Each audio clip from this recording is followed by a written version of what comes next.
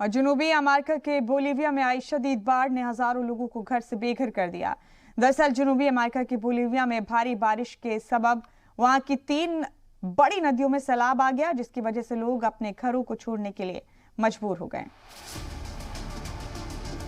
जनूबी अमेरिका के बोलीविया में भारी बारिश के सबब वहां की 3 बड़ी नदियों में सैलाब आ गया, जिसकी वजह से लोग अपने घरों को छोड़ने के लिए मजबूर हो गए हैं। इंसान तो इंसान, बाढ़ के सबब जानवरों का भी बुरा हाल है। सरकार ने राहत और बचाव के लिए यहां फौज को उतार दिया है, ताकि किसी भी मुतासिर को निकाला जा सके और मुतासिर परिवारों को खाना और राहत दी जा सके। सैलाब का सबसे ज्यादा असर फिलाडेल्फिया इलाके में दिखा, जहां पानी के बढ़ते सतह ने पूरे इलाके का राब्ता आसपास के शहरों से काट दिया। एक रिपोर्ट के मुताबिक अब तक 2500 से भी ज्यादा परिवार अपना घर छोड़ने पर मजबूर हो गए हैं।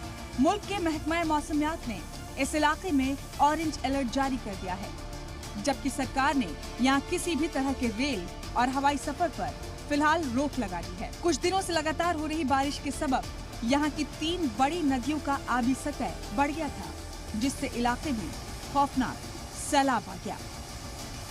रिपोर्ट जी मीडिया।